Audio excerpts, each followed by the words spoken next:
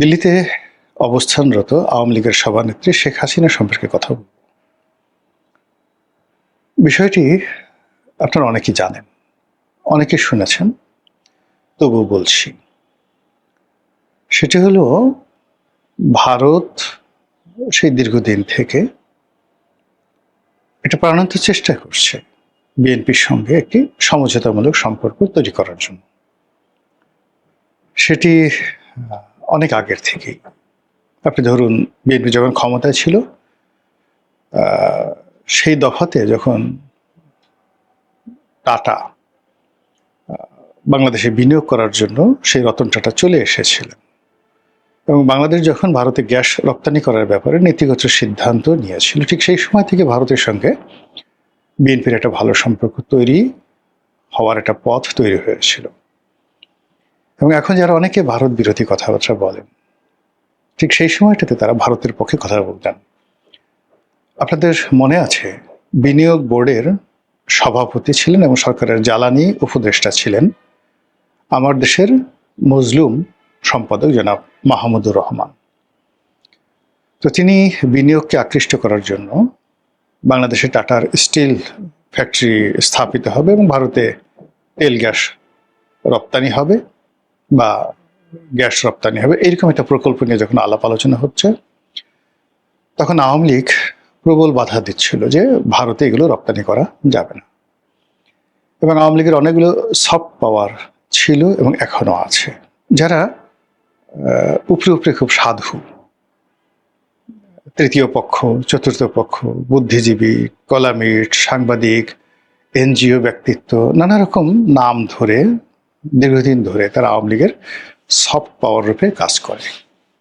আবার কিছু ইন্টারন্যাশনাল সংগঠন রয়েছে যারা কখনো কখনো আমেরিকার পক্ষে, কখনো কখনো ভারতের পক্ষে, আবার কখনো কখনো যে তারা কাদের পক্ষে সেটাও বোঝা যায় না, এলোমেলো এলোমেলো আচরণ করে।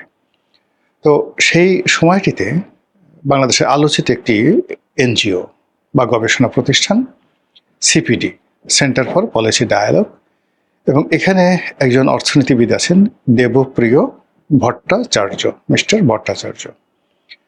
তো তিনি ওই সময়টাতে এই গ্যাস রপ্তানি এর বিরুদ্ধে প্রবল জনমত গড়ে তোলেন এবং নানাভাবে তিনি সেই ভারত বিরোধী বক্তব্য দিতে থাকেন। তখন মাহমুদুর রহমান, জনাব মাহমুদুর রহমান, তিনি এই দেবপ্রিয় ভট্টাচার্যকে কুলাঙ্গার বলে অভিহিত করেছিলেন। শুধু তাই নয়, এই যে দেবপ্রিয় ভট্টাচার্যের এই সকল কথাবার্তার কারণে স্বয়ং তিনি আদালতে উপস্থিত হয়ে দেবপ্রিয় ভট্টাচার্যের বিরুদ্ধে মামলা করেছিলেন।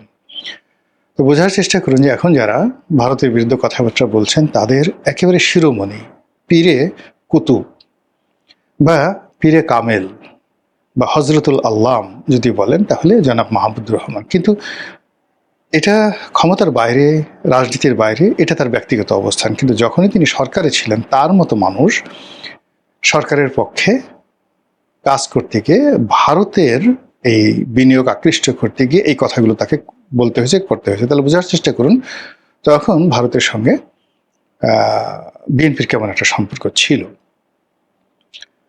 দ্বিতীয়ত, শেখ হাসিনা একাধিকবার বলেছেন যে 2001 সনে যখন বিএনপি ক্ষমতা এলো, তিনি বলেছেন যে এই ক্ষমতা আমিও আসতে পারতাম।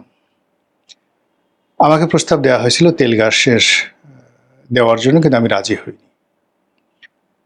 এ কারণে ভারত আমাকে বাদ দিয়ে বিএনপিকে ক্ষমতা এনেছে।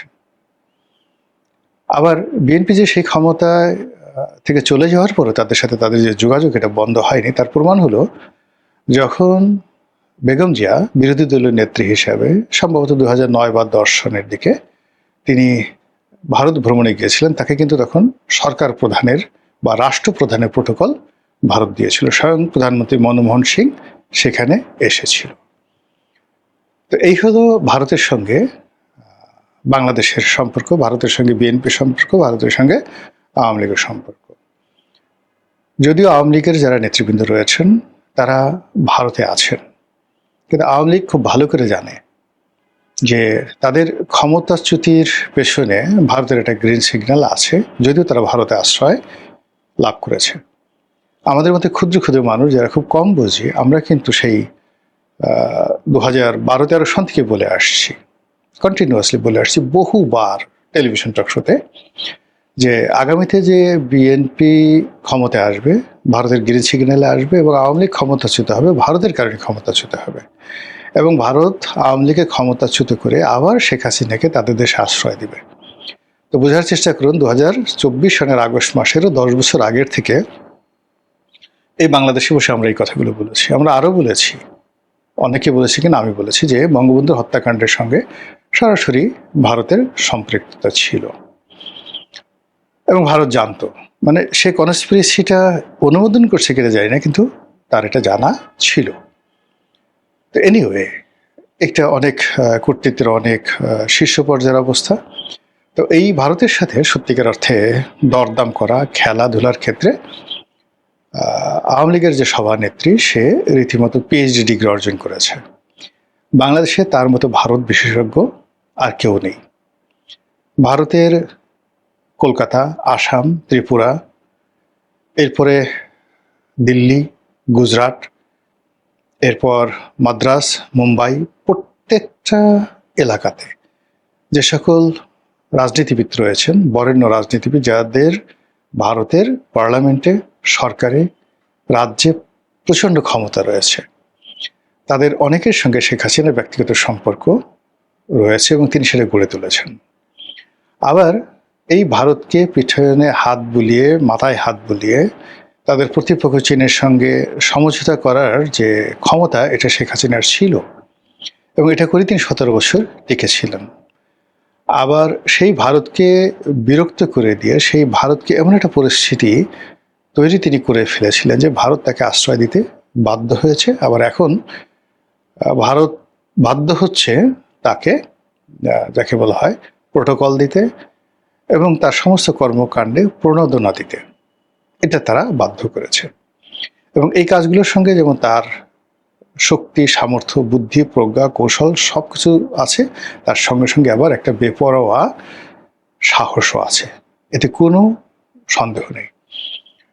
আপনাদের মনে আছে যে 2024 সনের নির্বাচনে জয়লাভ করার পরপরই তিনি ভারত গিয়েছিলেন, শেখ হাসিনা।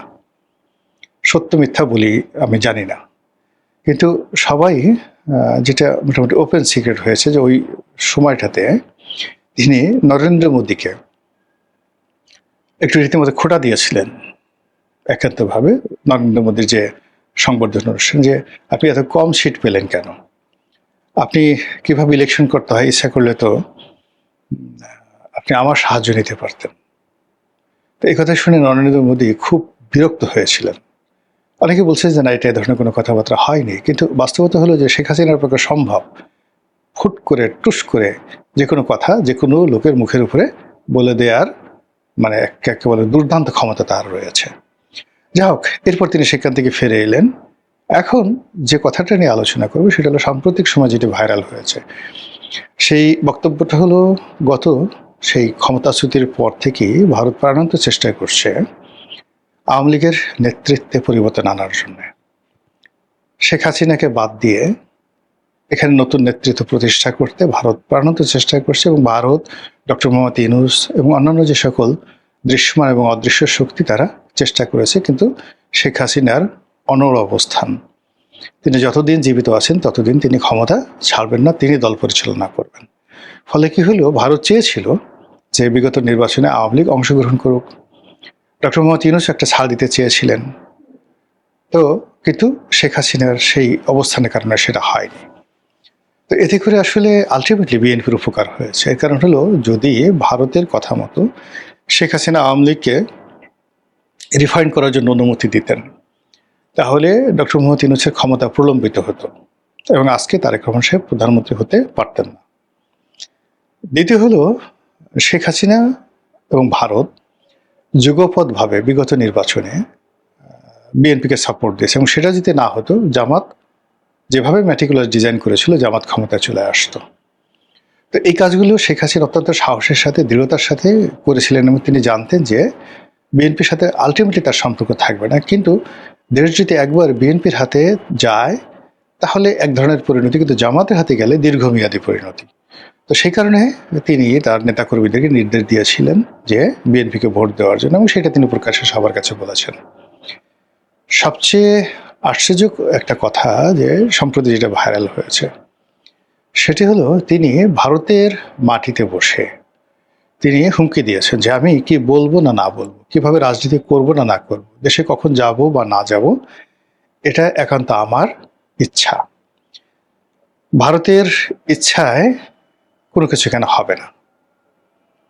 এখন বোঝার চেষ্টা করুন, এবং এই কথা অনুযায়ী কিন্তু দেখুন আবার ভারতের পররাষ্ট্রমন্ত্রী মিস্টার জয়শঙ্কর তিনিও বলেছেন যে হাসিনা জি আমাদের সম্মানিত মেহমান, ফলে তার আসা না আসা, তার থাকা না থাকা, এটা পুরোটাই তার ইচ্ছার উপর নির্ভর করছে।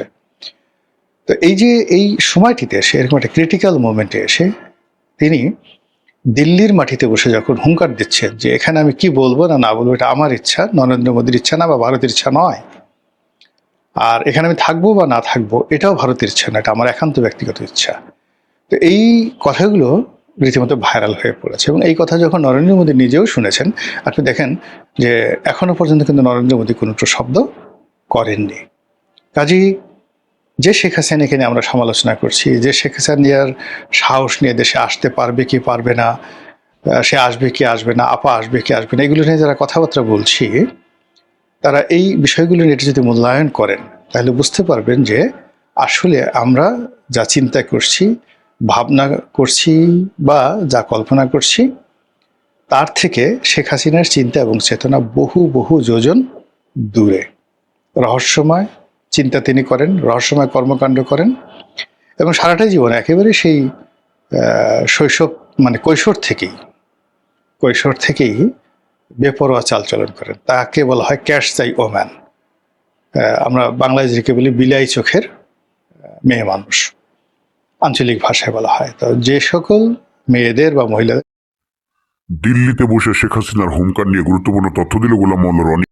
শিকার করার ক্ষমতা, শিকার ধরার ক্ষমতা, প্রতিপক্ষকে ভয় দেখানোর ক্ষমতা কি অসাধারণ থাকে।